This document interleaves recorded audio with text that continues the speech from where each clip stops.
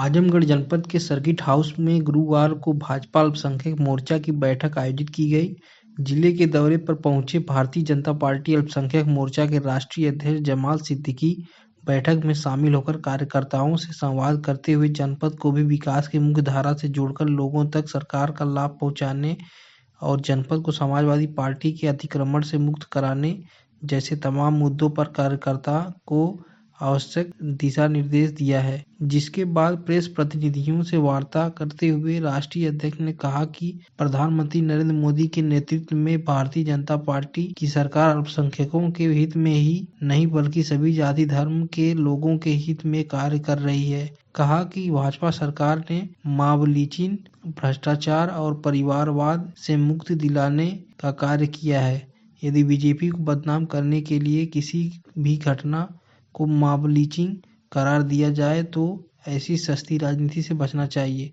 दुकान बने हुए मदरसों पर मुख्यमंत्री योगी आदित्यनाथ के प्रहार का स्वागत किया है। कहा कि विदेशों से पैसे लाकर इन मदरसों को बनवाकर शिक्षा के नाम पर बच्चों का शोषण किया जाता है। कहा कि देश के प्रधानमंत्री नरेंद्र मोदी सभी धर्मों के त्योहारों में अपना आदर आस्था पेश करते हुए शामिल होने का कार्य करते हैं। अजमेर शरीफ के उर्स में अभी अब तक 11वीं बार अपनी अकीदत के फूल और चादर पेश कर चुके हैं। विष्णु गुप्ता के कोर्ट जाने पर कहा कि देश को बदनाम करने वाले का भाजपा से कोई रिश्ता नहीं है। भाजपा को सिर्फ सपा, बसपा और कांग्रेस बदनाम करने का मौका खोजकर सस्ती राजनीति करती है। बहुत खुशी की बात है कि आज ऐतिहासिक प्रदेश जिसका दुनिया भर में नाम है आजमगढ़, वहाँ पे मुझे आज आने का मौका मिला है। मैं इस पवित्र धरती को सलाम करता हूँ, नमन करता हूँ। आज जो हमारे भारतीय जनता पार्टी अल्पसंख्यक मोर्चा के राष्ट्रीय सदस्य सद्दाम साहब, उनके विशेष निमंत्रण पर आज यहाँ मेरा आना हुआ है और अभी सुबह से हम सब कार्यकर्ताओं के साथ भेंट मुलाकात कर रहे हैं, उनसे चर्चा कर रहे हैं कि किस प्रकार से आजमगढ़ को भी मुख्य धारा से जोड़कर सरकार के कामों का लाभ यहाँ पहुँचना चाहिए और किस प्रकार से जो भारतीय जनता पार्टी अल्पसंख्यक मोर्चा के जो कार्यकर्ता हैं, जो भारतीय जनता पार्टी कार्यकर्ता हैं, उनको विशेष प्रयास करके यहाँ जो सपा का एक प्रकार से अतिक्रमण है उसको अतिक्रमण से मुक्त कराना है। इन सब विशेष चर्चाओं के लिए आज हम यहाँ सब बैठेंगे, चर्चा करेंगे, मंथन करेंगे। यहाँ पर ब्रिगेडियर उस्मान साहब का जो घर है वहाँ पर भी हम जाएंगे, लोगों से मिलेंगे। ब्रिगेडियर उस्मान साहब जिनका बहुत बड़ा नाम है, बहुत बड़ी कुर्बानी है इस मुल्क के लिए, उनके जो जन्म स्थान है वहाँ पर भेंट देकर किस प्रकार से उनके कामों को, उनके बलिदान को पूरी दुनिया में पहुँचाया जाए, उस पर भी हम चर्चा करेंगे और लोगों से मिलकर भारतीय जनता पार्टी और उसकी सरकार की योजनाओं को लोगों तक पहुंचाने के लिए हम उस पर बात करने के लिए विशेष तौर पर यहाँ पर आए हुए हैं। सर, आप आजमगढ़ में आए हैं, अल्पसंख्यक मोर्चे के राष्ट्रीय अध्यक्ष हैं आप भारतीय जनता पार्टी के, तो अल्पसंख्यक मोर्चा का क्या पैगाम है हिंदुस्तान के जो अल्पसंख्यक समुदाय है उसको? देखिए, हम अल्पसंख्यक, बहुसंख्यक, सारे हिंदू, मुस्लिम, सिख, ईसाई सारे भाई मिलकर देश को मजबूत बनाने के लिए माननीय प्रधानमंत्री श्री नरेंद्र मोदी जी ने आह्वान शुरू किया है। विकसित भारत की जो संकल्पना की है उसके लिए काम करना होगा। अभी तक की जो राजनीति थी वो बांटने की राजनीति थी। अल्पसंख्यक और बहुसंख्यक को अलग करके, हिंदू मुसलमान को अलग करके, गरीब और अमीर को अलग करके, उसको कमज़ोर करके उन पर शासन करने की जो राजनीति थी, इसलिए भारत बहुत पीछे है। जिस प्रकार से माननीय प्रधानमंत्री ने पिछले 10 सालों में, माननीय योगी जी ने पिछले 7 सालों में प्रदेश और देश को आगे लेने का काम किया है, उसका सबसे ज़्यादा अनुभव हमारे आजमगढ़ के लोग ही कर रहे हैं, क्योंकि ज़्यादातर आजमगढ़ के लोग हमारे विदेशों में काम करते हैं, ज़्यादातर विदेशों में रहते हैं। आज हमारे पासपोर्ट की जो इज़्ज़त है, जो वैल्यू है, वो विदेशों में बढ़ी है। हमारी जो वैल्यू है, इज़्ज़त है भारतीयों की, वो विदेशों में बढ़ी है। तो इस काम को हमें सबको मिलकर आगे बढ़ाना है, भारत को मजबूत बनाना है, भारत को विकसित राष्ट्र बनाना है। इसके लिए अल्पसंख्यक, बहुसंख्यक, हिंदू, मुस्लिम सारे भाइयों को मिलकर काम करना होगा। इसी आह्वान के लिए अल्पसंख्यक मोर्चा काम कर रहा है। तो क्या सर माना जाए कि अब मॉब लिंचिंग के नाम पर कोई मुसलमान मारा नहीं जाएगा? देखिए, मॉब लिंचिंग, दंगा परिवारवाद, भ्रष्टाचार से मुक्ति दिलाने का काम भारतीय जनता पार्टी की सरकार ने किया है। और विशेष रूप से जब से माननीय योगी जी की सरकार है, जो बाहुबली है, जो धन्ना सेठ हैं, जो गुंडे मवाली हैं, वो प्रदेश छोड़कर भाग रहे। भारतीय जनता पार्टी की सरकार को बदनाम करने के लिए अगर कोई घटना को मॉब लिंचिंग देकर हिंदू मुसलमान तनाव करने का काम अगर कोई करता है, तो मुझे लगता है कि ऐसी सस्ती राजनीति से हमें बचना चाहिए। अल्पसंख्यक मोर्चे के आप राष्ट्रीय अध्यक्ष हैं। अल्पसंख्यक की मैं अगर बात करूं, खास करके मुस्लिम कम्युनिटी की, तो बीजेपी की तरफ से उनके लिए क्या पहल की जा रही है ताकि उनकी दशा और दिशा में सुधार हो सके? भारतीय जनता पार्टी की सरकार केंद्र में और राज्यों में सभी समाज को एक साथ लेकर उनके विकास के लिए काम कर रही है। माननीय प्रधानमंत्री मुस्लिम समुदाय की बात कर रहे हैं। माननीय प्रधानमंत्री श्री नरेंद्र मोदी जी जो योजनाएं लेकर आए हैं, लगभग 350 ऐसी योजनाएं हैं जो अल्पसंख्यक समाज के लिए विशेष रूप से चलाई जा रही हैं।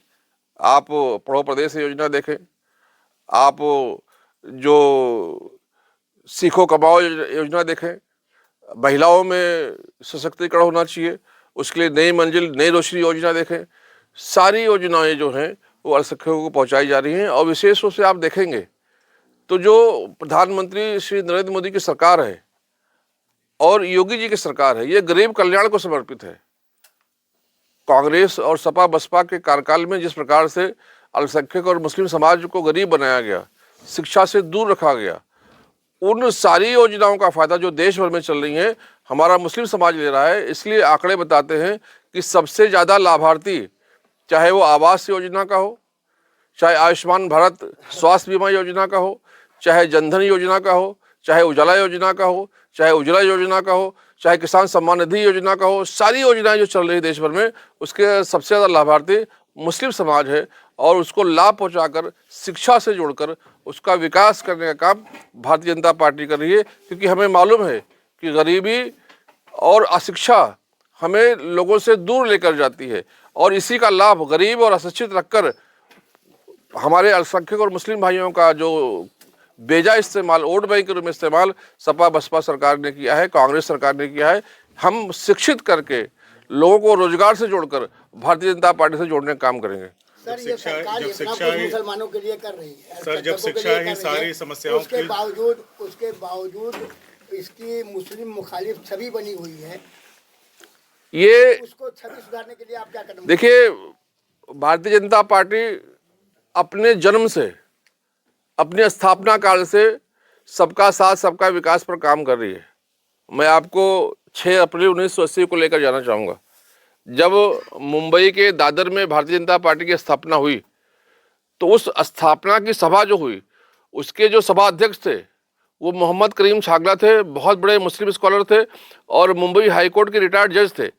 उनकी अध्यक्षता क्यों की गई? क्योंकि सभी का उसमें समावेश होना चाहिए। जब भारतीय जनता पार्टी की स्थापना हुई 6 अप्रैल 1980 को, तो जो 4 प्रमुख लोग थे, स्वर्गीय अटल जी, भारतीय जनता पार्टी के आने के अधिकार भी हैं, न्यायालय में जाने का अधिकार भी है, और संविधान उनकी सुनवाई करे, संविधान ने उसका अधिकार भी दिया हुआ है। लोग अपने अपने अधिकारों को लेकर कोर्ट जाते हैं, लोग कोर्ट गए होंगे, लेकिन माननीय प्रधानमंत्री ने अपने अधिकार के माध्यम से जो संदेश दिया है, ऐसे उपद्रवी लोगों को एक जवाब है। और हमें इससे विचलित होने की आवश्यकता नहीं है, ये ऐसे पहले भी हुए हैं। आप देखेंगे याकूब मेमन को जो फांसी हो रही थी, उस आतंकवादी याकूब मेमन को सुनवाई के लिए रात को 3 बजे कोर्ट खुला था। हमारा जो देश है वहां सबको न्याय मिले, सबकी सुनवाई हो, इसकी व्यवस्था की गई है, और मुझे यकीन है किसी के साथ अन्याय नहीं होगा। तो क्या आपका मानना यह है कि इससे कोई सरकार का लेना देना नहीं है? नहीं, हरगिज ने जो कोर्ट गया था विष्णु गुप्ता, वो भारतीय जनता पार्टी से या संघ परिवार से कोई दूर दूर तक रिश्ता नहीं है। वो एक क्रिमिनल व्यक्ति टाइप का आदमी है। उसके दिल्ली में 2 बार तड़ीपार किया गया, 20 केस उसके ऊपर लगे हुए हैं। और ऐसे लोग माननीय प्रधानमंत्री श्री नरेंद्र मोदी जी की लोकप्रियता को विदेशों में, देश भर में खराब करने का काम कर रहे हैं। जिस प्रकार से सलेम आजमी का मुसलमानों से रिश्ता नहीं है, जिस प्रकार से आतंकवादियों का इस्लाम से कोई रिश्ता नहीं है, लेकिन इस्लाम से जोड़कर बदनाम करने का काम किया जाता है। वैसे ऐसे लोग जो देश को नुकसान पहुंचाने का काम करते हैं, भारतीय जनता पार्टी से उसका कोई रिश्ता नहीं है। सिर्फ भारतीय जनता पार्टी को बदनाम करने के लिए सपा बसपा कांग्रेस के लोग इस मौके का फायदा उठाते हैं और सस्ती राजनीति करने का काम करते हैं। मैं आपके माध्यम से ऐसे लोगों को कहना चाहूंगा, सस्ती राजनीति करके देश के अजमत से, देश की इज्जत से खिलवाड़ करने का काम ना करें। सर, आखिरी सवाल, एक तरफ तो आप चादर भेजते हैं अजमेर शरीफ प्रधानमंत्री जी के साथ, अल्पसंख्यक मामलों के मंत्री किरण रिजिजू जी के साथ, दूसरी तरफ बीजेपी की सरकार उत्तर प्रदेश की कहती है कि मुसलमानों को यहाँ नहीं आना है, वहाँ नहीं आना है। तो ये दोहरी मानसिकता आखिर अल्पसंख्यकों के साथ, खास करके मुस्लिम समुदाय के साथ बीजेपी का ये जो दोहरा चरित्र है वो क्यों होता है? देखिए, माननीय योगी जी ने, अगर आप कुंभ की बात कर रहे होंगे तो वहां पर किसी मुसलमान को मना नहीं किया है, लेकिन मुसलमान के रूप में जो लोग वहां जाकर आस्था से खिलवाड़ करते हैं, तो किसी को भी किसी भी भाई के आस्था के साथ खिलवाड़ करने की आवश्यकता नहीं है। हम तो मुसलमान हैं, हम कितने लोगों को मस्जिद में आने देते हैं? ये पहले से कैसे मान लिया जाता है कि मुस्लिम है तो वो खिलवाड़ ही करे? नहीं, बात मुस्लिम की नहीं है। जो वहां पर खिलवाड़ करने वाले लोग गए हैं और उसमें अधिकांश तौर से मुस्लिम निकले हैं। और दूसरी बात जो ये है कि किसी के आस्था की जगह पर जाकर हमें क्या करना है? हम ईद के नमाज के दिन ईदगाह में कितने हिंदू भाइयों को बुलाते हैं? हमें अपने भी गिरबान में झांकना चाहिए। हमें सिर्फ अजमेर जो भी जाते हैं, चाहे दूसरे समुदाय के कितने भी लोग हों, किसी भी कम्युनिटी के, उन्हें रोका तो नहीं जाता? नहीं, वहां पर देखिए, या किसी भी जो कुंभ का मेला है, मुस्लिम धार्मिक स्थल पे कभी रोका जो नहीं गया। नमाज अदा करने का जो मामला है वो बिल्कुल अलग है। तो वो कुंभ का मामला भी जैसे नमाज का मामला हमारा अलग है, वो उनके धार्मिक स्थानों का, अनुष्ठानों का मामला अलग है। हमें एक दूसरे के धर्म के इज्जत करनी चाहिए, उनके अनुष्ठान को सम्मान करना चाहिए और ऐसे जगहों पर जान के बचना चाहिए जहां पर किसी के धर्म के आस्था को ठेस पहुंचे। मुसलमान संगम में जाकर नहाकर क्या वो अपने जो इस्लाम का पालन करेगा? इस्लाम में कहा गया है कि आप जाकर संगम में डुबकी लगाएं। अगर कहा गया है तो चले, मैं उनको लेके जाता हूं। जिन जिन मुसलमानों को संगम में डुबकी लगाना है, हमारे हिंदू भाइयों के आस्था के साथ जाना है, मैं उनको अनुमति के साथ लेकर जाऊंगा, सम्मान पूर्वक डुबकी लगवाऊंगा और वो जो भी अनुष्ठान वहां करना चाहते हैं, मैं उनको सम्मान पूर्वक करवाने की गारंटी देता हूं। कृपा करके किसी को भ्रमित करके किसी के धर्म के, किसी की आस्था को बदनाम करने का काम ना किया जाए।